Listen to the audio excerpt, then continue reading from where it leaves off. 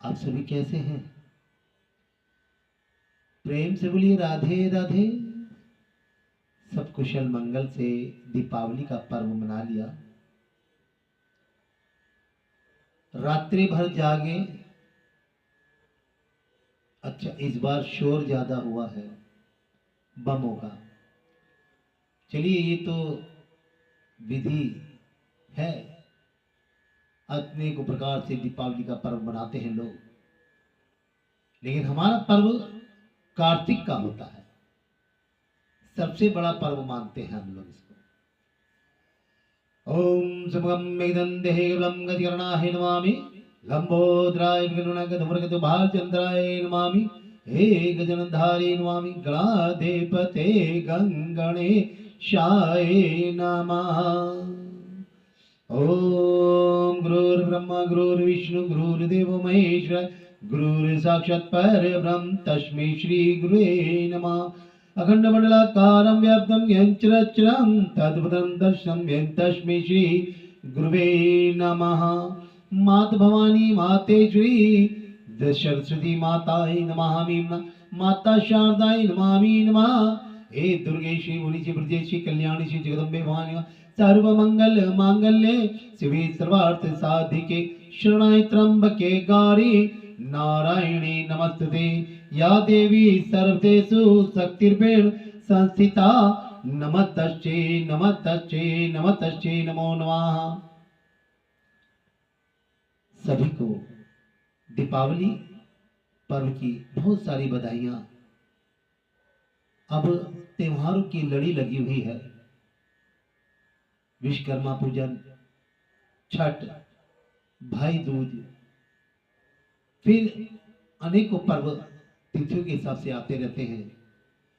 तो आइए ज्ञान वाहन पर बैठकर ज्ञान नगरी में प्रस्थान करते हैं और सदगुरुदेव भगवान के शीश चरणों को नमन करते हुए कार्तिक मास की नित्य प्रतिदिन की जो कथाएं हैं उनको पूर्ण करने का प्रयास करते हैं।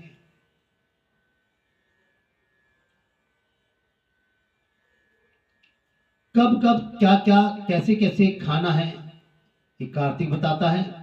व्रत में किन किन नदियों में क्या क्या फल मिलता है ये भी हमें बताया गया।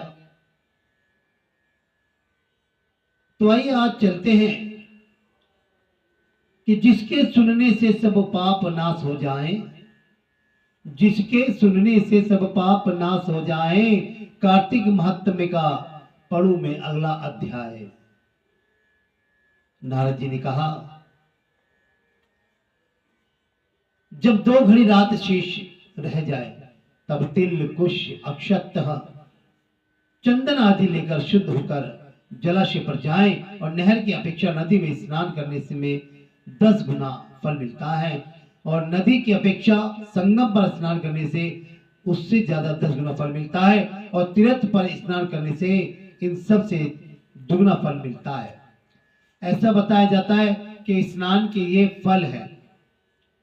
स्नान से पहले भगवान का ध्यान करके स्नानार्थ संकल्प करें, फिर तीर्थ में उपस्थित देवताओं को क्रमशः अर्घ्य आचमनीय आदि देवें और यह कहें कि हे कमलनाथ आपको नमस्कार है, हे जलशाही आपको भगवान आपको नमस्कार है, हे ऋषिकेश आपको नमस्कार है, आपको प्रणाम है। मेरे दिए हुए अर्घ को आप ग्रहण करें। बैकुंठ प्रयाग का तथा बद्रिका आश्रम में जहां कहीं भी भगवान विष्णु गए वहां उन्होंने 3 प्रकार से अपना पैर रखा था। वहां पर ऋषि वेद यज्ञों के सहित समस्त देवता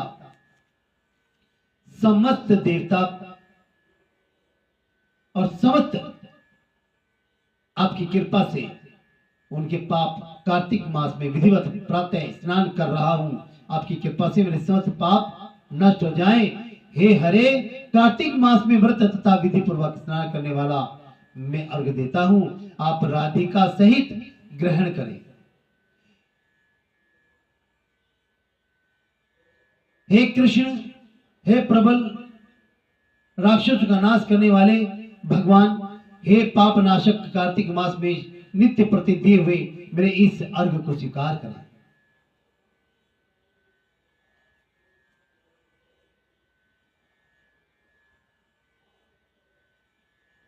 अर्घ द्वारा कार्तिक स्नान का व्रत करने वाला फल मुझे प्राप्त हो। इसके बाद विष्णु, शंकर तथा सूर्य का ध्यान करके जल में प्रवेश करें और नाभि पर्यंत जल में खड़ा होकर विधि पूर्वक स्नान करें। गृहस्थी तिल और आंवले का चूर्ण लगाकर तथा विधवा स्त्री व यति तुलसी की जड़ की मिट्टी लगा के स्नान करें। सप्तमी, अमावस्या, नवमी, त्रयोदशी, द्वितीया, दशमी आदि तिथियों को आंवला तथा तिल से स्नान नहीं करना चाहिए। स्नान करते हुए निम्न शब्द अपने मुखमंडल से कहें कि जिस भक्ति भाव से भगवान ने देवताओं के कार्य के लिए 3 प्रकार का रूप धारण किया था, वही पापनाशक भगवान विष्णु अपनी कृपा से मुझे पवित्र बनाए। विष्णु जी की आज्ञा से कार्तिक व्रत करने वालों की इंद्र आदि सारे देवता रक्षा करते हैं। अतः यह मुझको पवित्र करें और विविजो रहस्यों तथा यज्ञों सहित वेदों के मंत्र कश्यप आदि ऋषि, इंद्र और देवता मुझे पवित्र करें। गंगा आदि सभी नदियां, संपूर्ण तीर्थ, सातों समुद्र और समस्त जलाशय मुझको पवित्र करें। अदिति आदि सभी नारियां, यज्ञ, सिद्ध, पाप, सर्प और सब औषधियों व तीनों लोकों के पर्वत मुझे पवित्र करें। ऐसी प्रार्थना करते रहे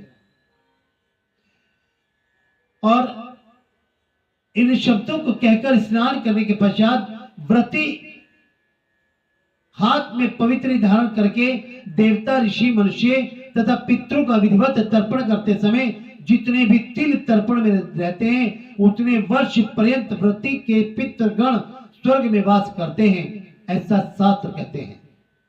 तत्पश्चात व्रत करने वाला जल से मिलकर निकलकर शुद्ध वस्त्र पहने और प्रातः काल सब नित्यों से कृत्यों से निवृत्त होकर पुनः भगवान विष्णु का पूजन करे और समस्त तीर्थों के सारे देवता का स्मरण करके भक्ति पूर्वक में सावधान होकर चंदन, फूल और फलों सहित भगवान विष्णु को अर्घ देवे।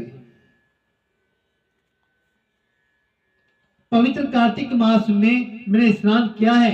हे विष्णु जी, राधा के साथ आप मेरे अर्घ को ग्रहण करें और तत्पश्चात चंदन, फूल और तांबुल, पान आदि से वेद पाठी ब्राह्मणों का, कथा वाचकों का श्रद्धा पूर्वक पूजन करें और बार बार साष्टांग प्रणाम करें। और ब्राह्मणों के दाएं पैर के में तीर्थ रहते हैं और मुख में वेद और सारे अंगों में देवता निवास करते हैं। आप अपने कल्याण की कामना रखने वाले लोग ना इनका अपमान करें और ना इनके साथ विरोध करें।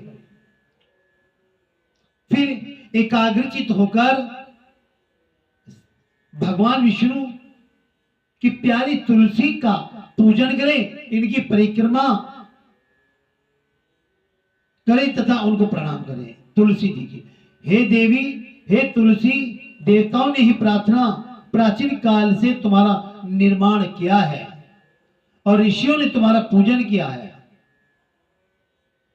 विष्णु की प्यारी तुलसी आपको मैं प्रणाम करता हूं और ऋषियों ने तुम्हारा जो पूजन किया है उसके माध्यम से हमें आज निरोगी काया प्राप्त हो रही है। आप मेरे सब पापों का नाश करो। इस प्रकार भक्ति पूर्वक जो लोग कार्तिक व्रत का अनुष्ठान करते हैं वे संसार से सुखों को भोगते हुए अंत काल में मुक्ति को प्राप्त करते हैं। बोली राधे राधे, बोली राधे राधे। ये जो महिमा है इसमें कथा तो छोटी है लेकिन उससे भी छोटा उसका सार है।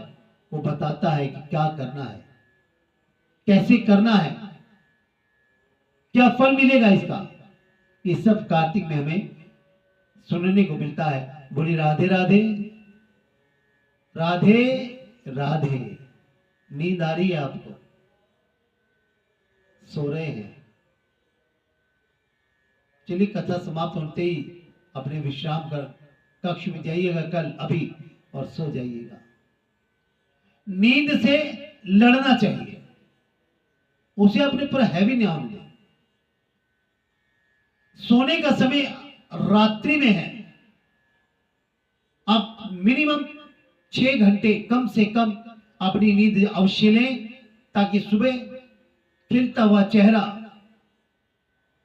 उठे और एक चमक उस शरीर को चमकाती रहे।